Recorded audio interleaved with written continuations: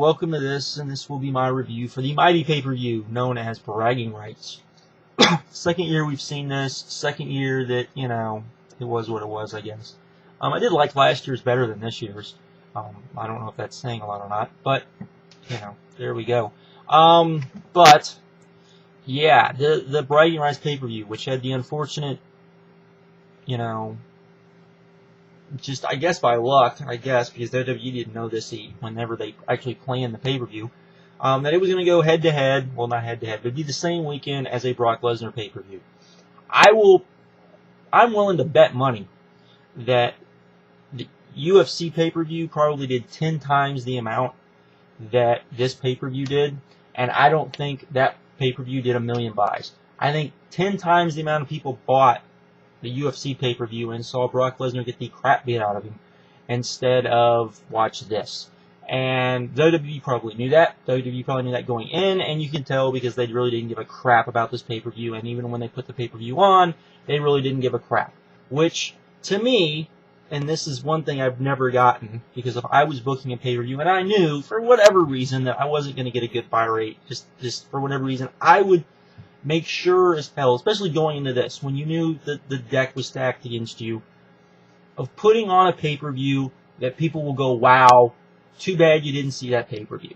To me, that's what it'll be. Even if it's just in-ring action, whatever, just put on the best possible pay-per-view. You should, and not that you shouldn't put on the best, you should always put on the best possible pay-per-view you can, but you should just let the guys go out there and definitely just go. Particularly since you didn't have a lot of matches going into this. You could have given everyone time, and they did kind of do that, but then they overbooked some stuff and it got stupid.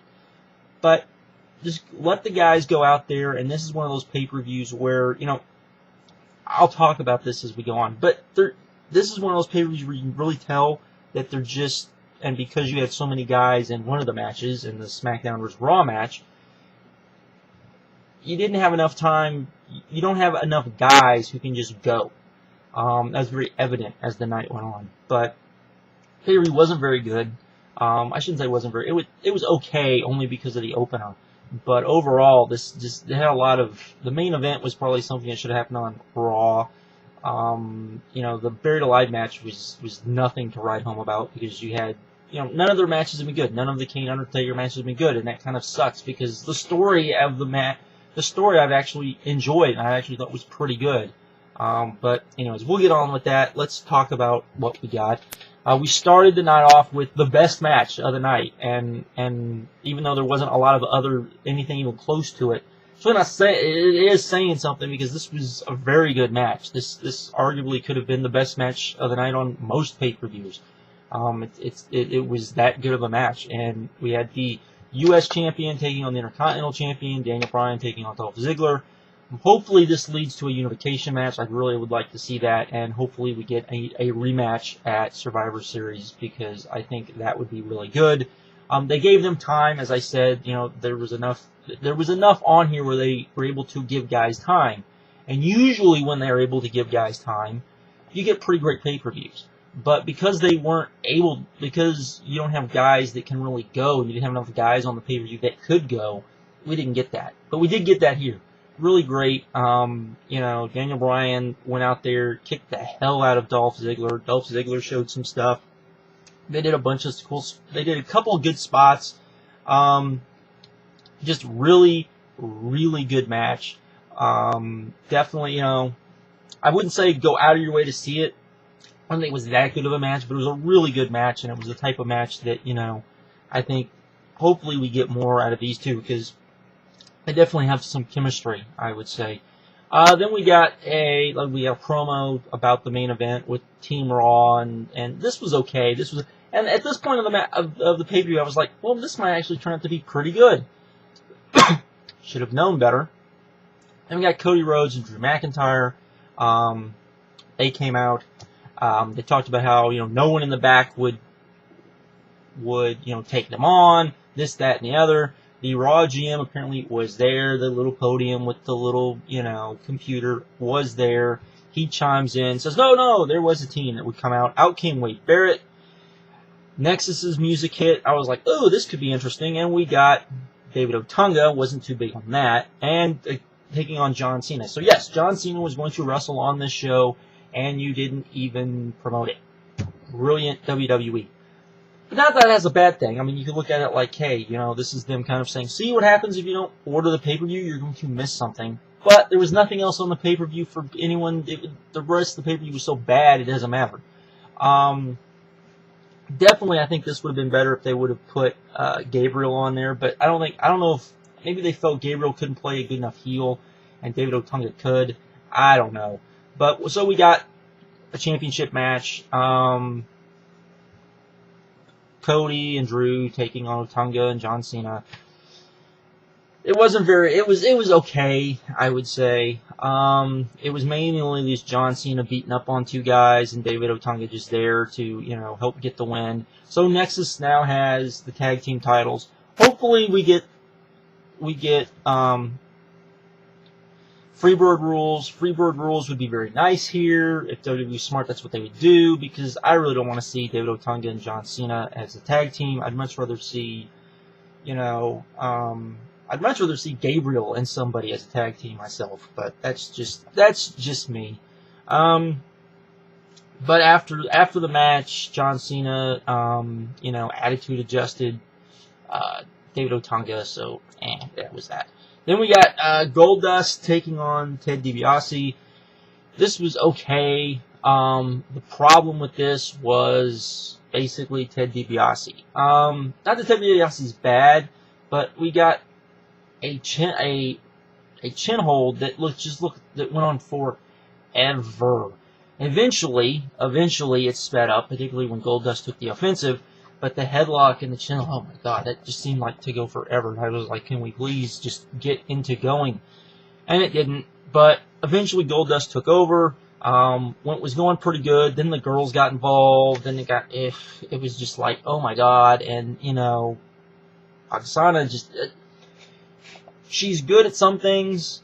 Getting involved in the match the way that they did it, she was not. At the end, she was, after Ted DiBiase won, and she was, you know, she had the belt, and she was trying to keep the belt from Maurice, and she was trying to look like she was going to, you know, go with Ted DiBiase, and Ted DiBiase came up to him, and it was all just a ruse so Goldust could, you know, kill him.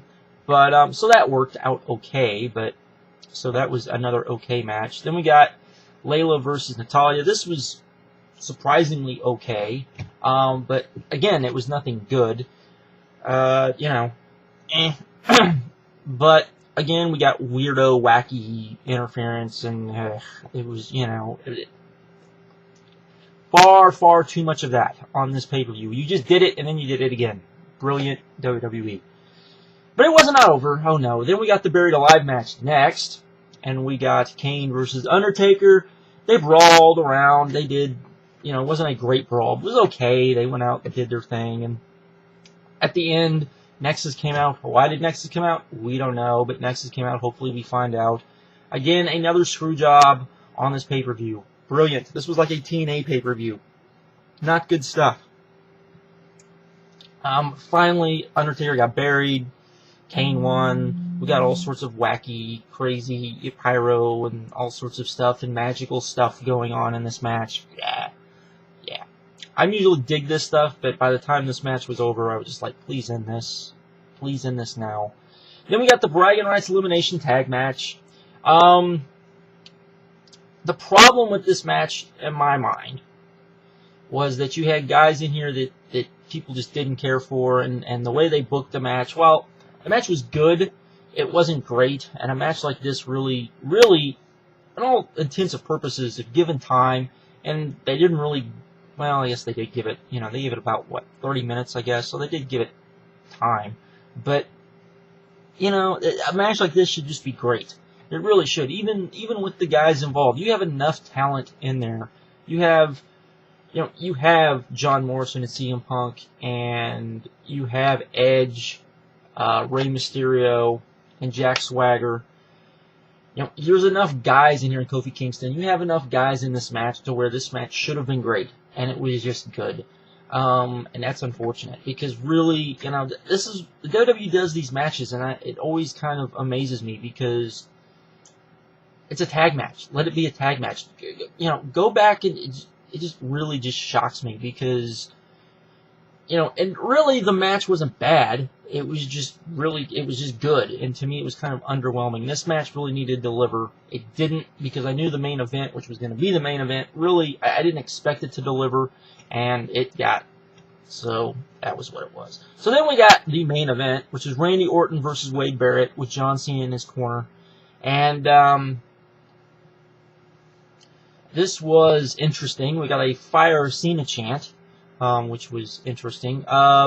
We got run-ins, which John Cena stopped because, and he told Wade Barrett he told Barrett that, you know, if Nexus had been able to interfere, he would have been DQ'd and he would have lost the match, and that wouldn't have been good.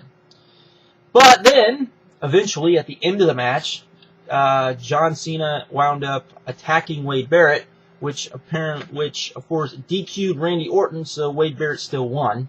So I guess John Cena doesn't get fired, and he tried to explain this. He wound up getting RKO'd, as did Wade Barrett, so that was wacky as well. Match was going on okay until we got into the stuff, and could have been good, could have been as good as, you know, the match Cena and Wade Barrett had, but they just overbooked it. This was such like a TNA pay-per-view. It just felt like watching a TNA pay-per-view, except there wasn't the talent that you get on a TNA pay-per-view. So it was like, or the last time I saw a TNA, well, I guess I did see Bound for Glory. So, and for those of you that keep wondering, after I said that we were going to upload something about Bound for Glory, blame Jared. I told you, if you saw the thing I wrote, Jared's got the audio. Jared hasn't uploaded it. I don't know if Jared's even edited it, so it's in limbo. Probably will never get uploaded. I warned you guys of this, so just so there. So what do we got here? Oh yes, we got the main event, which, you know, was just ugh. So this pay-per-view was just not very good, and it's unfortunate because this is, to me, this is the pay-per-view where you go, you know what? Let's just go out there and put on the best possible matches we can. Let's give the guys time. Let's definitely try to book this so that people are like, oh, wow, did you see that pay-per-view? Wow, you didn't see that pay-per-view. And then maybe you convince people that don't normally buy the pay-per-views to buy the pay-per-views. To me, that's what you do. But instead, you put on this piece of crap. And, you know, people weren't going to buy this anyways because of the Lesnar fight. So it just not very good. Just not good at all. Though I will say this, if you were following Twitter while the pay-per-view was going on, WWE was like blowing up during this pay-per-view. So who knows? Maybe the pay-per-view did better than anyone thinks it did. I don't think it did, but because no one really seemed excited about this pay-per-view. Maybe a buttload of people streamed it, but you know, other than the opener, really nothing to see, and that's unfortunate. And, you know, that's one of those things I just don't understand when people book pay-per-views, because to me, if you have a pay-per-view and you feel like people aren't going to watch it, go out there and tell the guys to just, you know, WWE holds guys back. We know this. But go out there and say, okay, for this one night, we're not going to hold you back. Not saying you're going to do blood and chair shots, but, you know, maybe stiffer shots, maybe do moves they don't normally do, that sort of thing, to get people excited and say, oh, wow, you didn't watch that pay-per-view. See what you missed, type thing. That's just me. That's what that's what I would do. But pay-per-view wasn't very good. If I was, you know, I'll give it, I don't know. I'll give it a 6, I guess, because you did have the opener, and the opener was really good, and really, it didn't really just fall off the hinges really until the fourth match, the Divas match, because then we got run-in after run-in after run-in, and the elimination matches was not nearly as good as it needed to be. So, anyways, with that, I'm out. Have a good one. Later.